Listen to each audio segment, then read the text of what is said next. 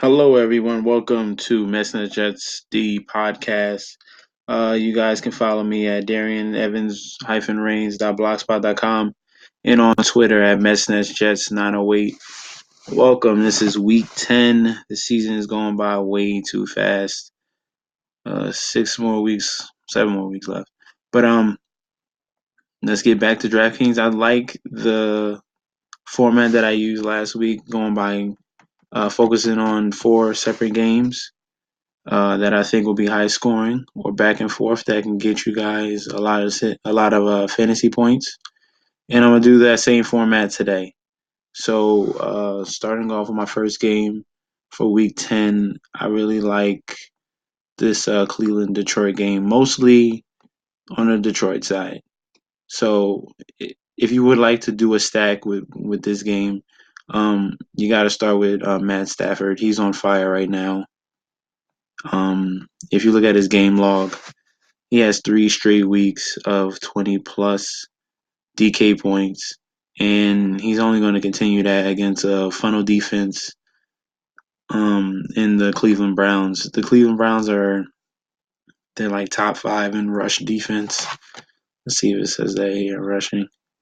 Yeah, it says rush defense they're four, and pass defense they're one of the worst in the league.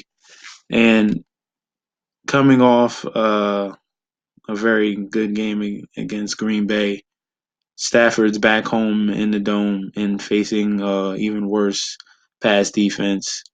Um, he's gonna just smash the spot at $6,800,000. The main target I would like to use with Stafford is the most expensive one is Golden Tate. Marvin Jones has been on fire lately. Um, As you can see, he had 14 targets, 11 targets, almost getting 100 yards a game. But this is the game Golden Tate has been waiting for. Jason McCourty is back for the Cleveland Browns. Let me just check here real quick. Um, This is Fantasy Labs. I use this to like give me an overview of who's going to match up with who. Yeah, Jason McCourty over here is going to be matching up with Marvin Jones. This is their best corner, Jason McCourty. He's been playing very well when he's in the lineup, and Golden Tate is going to take advantage of Booty Calhoun in the slot. So I really like Golden Tate in the slot. If you want to bring back, I want to avoid all the running game on Detroit side, even if they get up big. I don't really like Amir Abdullah. If you want to throw a target at Theoretic, go ahead, but he hasn't really had much fantasy production all season long. So I would like to go back since they're going to be down Cleveland. I really like Duke Johnson, some receptions with Deshaun Kaiser at quarterback. As you can see at the beginning of the season, Kaiser was really targeting Duke Johnson on a weekly basis, 6, 7, 10. So you should expect that in a game that they're going to be down in. All right. So this is what that would look like, and you have 5,300 to spend wherever you want. You can get a cheap defense and tight end, and you can pay up for studs like Antonio Brown, AJ Green, etc. this week. My next game I would like to focus on is the revenge narrative of all time on both sides. Fitzpatrick has revenge with the Jets, and McCown has revenge with Tampa Bay. So you can start either or. You Fitzpatrick because he's cheaper, but I prefer McCown more because he's less turnover prone than Fitzpatrick. I've seen too many Ryan Fitzpatrick games and 3, 4 interception games to even click his name. So I would rather you choose Josh McCown, who's been way more consistent this season. Um, he's kind of been like a top 15, almost top 10 fantasy quarterback, just consistent points every week. So he has a couple 25s, 18. He's been very, very solid for the New York Jets, who did not expect to be 4-5. Everyone thought they were going to be the worst team in the league, but Josh McCown has took the reins, and he's really leading this young New York Jets squad. So I would like to lead with that. And then this is going to be the most obvious pick of all. With the news of Matt Forte out, Bilal Powell is in the most obvious spot you can ever. When Matt Forte's out, when Bilal Powell gets the number one carries, number one job for the Jets, he smashes. Uh, Bilal Powell becomes a beast. He gets all the work. He's very explosive. As you see what he did against Jacksonville when he got all the carries. 21 attempts, 163 yards, a touchdown, four catches for 27 yards. This man is unstoppable when he gets all the workload. So he's going to get that. Just put him in your lineups. Don't even think about it. Bilal Powell is going to be a lock for this week. Um, don't really like Doug Martin. Jets run D is solid unless he gets a carry at the 1 yard line and sneaks in. If you want to pay 4,700 for that, fine. But also you can use Robbie Anderson for the jet stack. Um, he's really becoming the number one wide receiver for the Jets. He has 3 straight weeks of touchdowns, as you can see, in a 100-yard game as well. Um, Brent Grimes should be back, but Robbie Anderson is too tall and too fast for Brent Grimes, older Brent Grimes at that. So I'm not too worried about Robbie Anderson, who is Josh McCown's favorite target. If you want to bring it back um, on the Tampa Bay side in this game, which should be a little bit sloppy, a little bit back and forth, Deshaun Jackson is an okay option. He's never been the focal point of an offense. He's more of a, you know, break the game down with his deep routes occasionally, but he's going to be seeing an increased amount of targets. Everyone's going to be on Adam Humphries because he's 3,000, but I really like Deshaun Jackson, or if you want to go really cheap, who's really actually taking the spot of Mike Evans in his role is going to be Chris Godwin, and he's going to be a little bit lower owned. Either Deshaun Jackson or Godwin are better options, I think, than Adam Humphries this week. And a really sneaky play is Cameron Brate. Jets are pretty weak still, even though we got upgraded at the safeties in the draft. We're still weak against the tight end. All right. Cameron Brate is a great option on the Buccaneer side. And here, I forgot, there's more narrative. Austin Seferian Jenkins, the former Tampa Bay Buccaneer and second top target monster on the Jets. McCown looks to Austin Seferian-Jenkins a lot. He's been robbed the past 2 weeks before with touchdowns. Seferian-Jenkins is going to be looking for revenge against his old team who left him for dead, and he got a rebirth with the Jets. So look for Austin Seferian-Jenkins to get a touchdown this week. There's a lot of plays in this game, so you can literally fill a whole roster just in this game if you wanted to.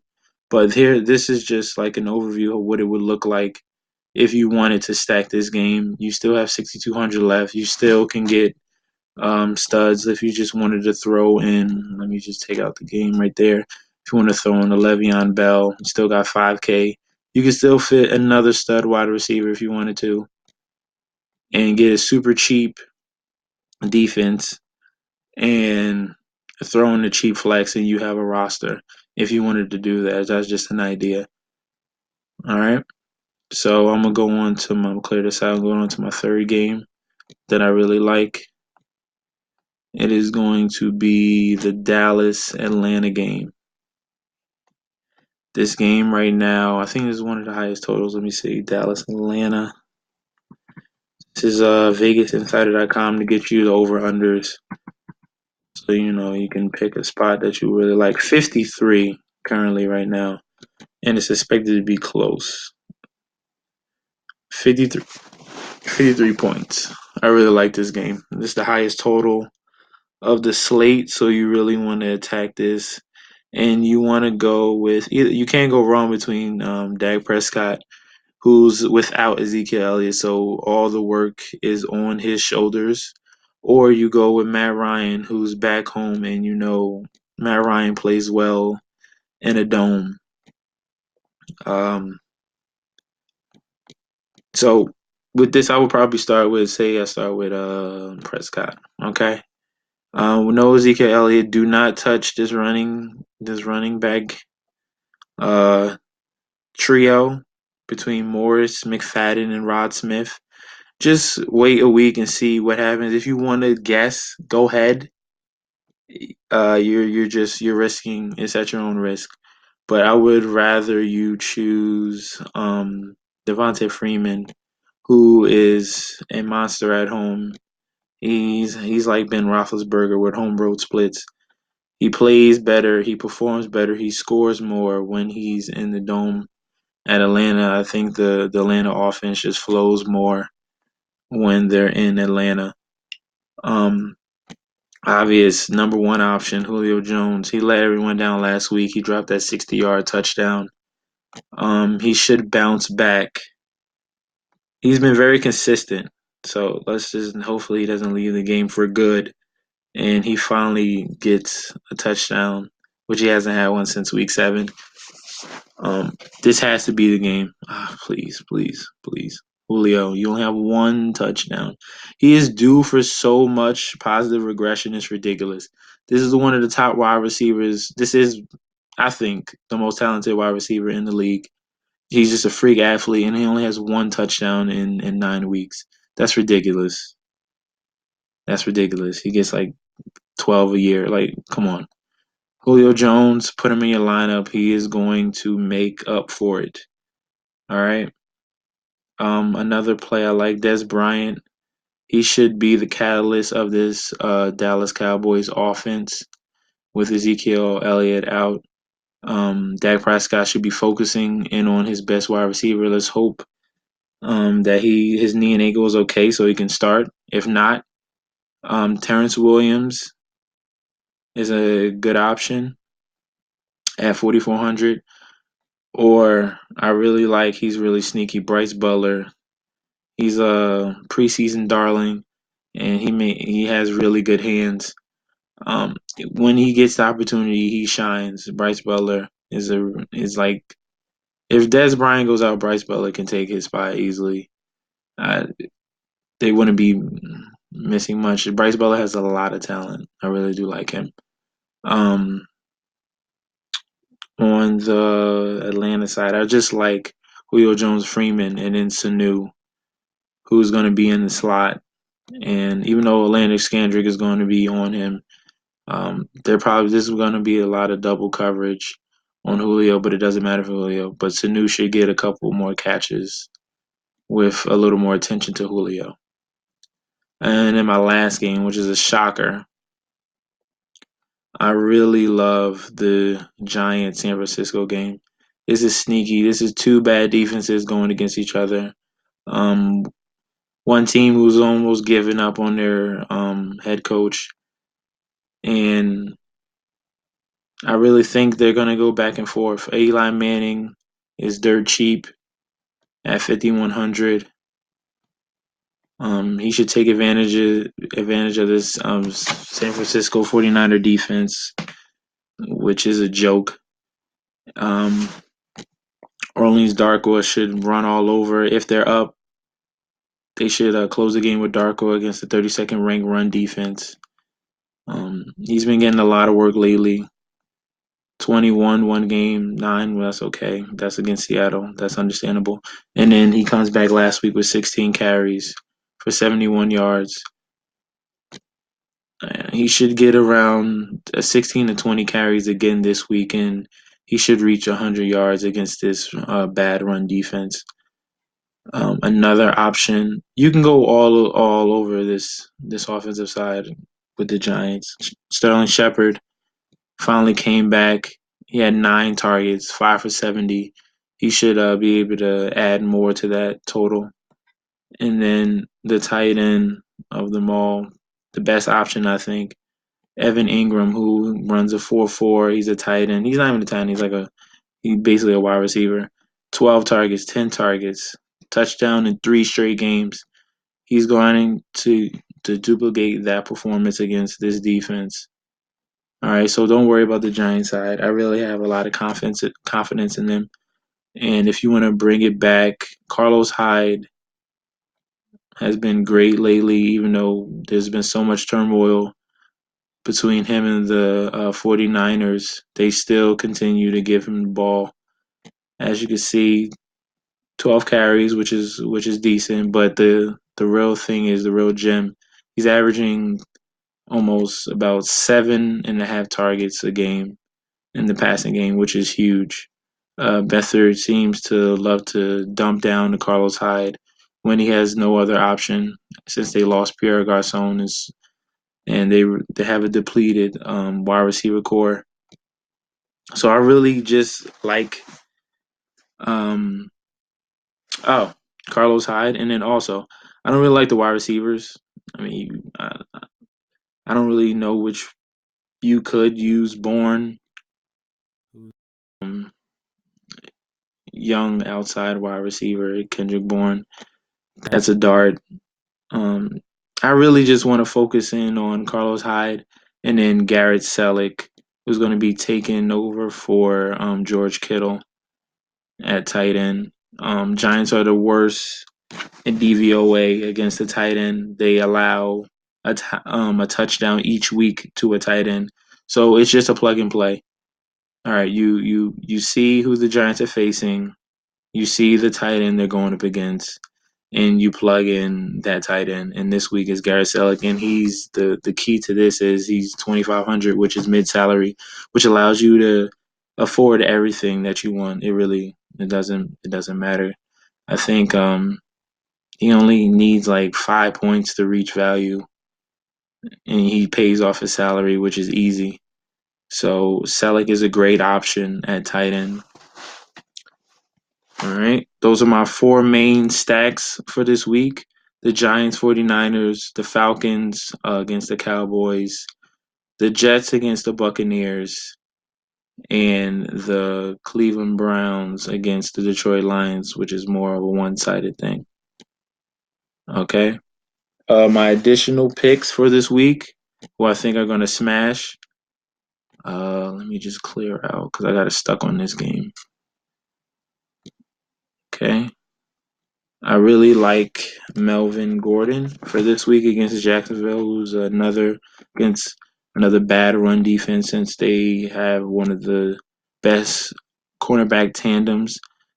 Their weakness is against the run. And the huge thing about this, and I said it in one of my earlier videos, that Melvin Gordon, for some reason, is a monster away. All right. As you can see right here, home he gets 11 points a game. Away 29. I can't. That's the biggest discrepancy I ever seen in my life. You take advantage of that. You see that Melvin Gordon's away. They're gonna do smash mouth, run the football, and give this man the ball. You plug in Melvin Gordon and you call it a day. So basically, I'm telling you to do Melvin Gordon and Bilal Powell in all your lineups. Just do that, and you're gonna be great. All right, game log just to see, so you can see 23.9 against the Patriots, 36 against the Raiders, 37 against the Giants. Like I said, Carlos Hyde is in a great matchup against the Giants. You see what Melvin Gordon did against the Giants. Hyde should do the same. And Denver, which is a stout defense, 18.9 in Denver in a high altitude. That's great. Melvin Gordon is my number one running back option of the week. Okay. Now, wide receiver, I'm going to go with Antonio Brown, baby. I looked at the stats. He takes advantage of the Indianapolis Colts. The last 3 meetings, Antonio Brown has had a 3 touchdown game, a 2 touchdown game, and I believe another 2 touchdown game against the Indianapolis Colts. Let's see. Let me type it in just so you can see for proof. So all I did was type in Colts Steelers history,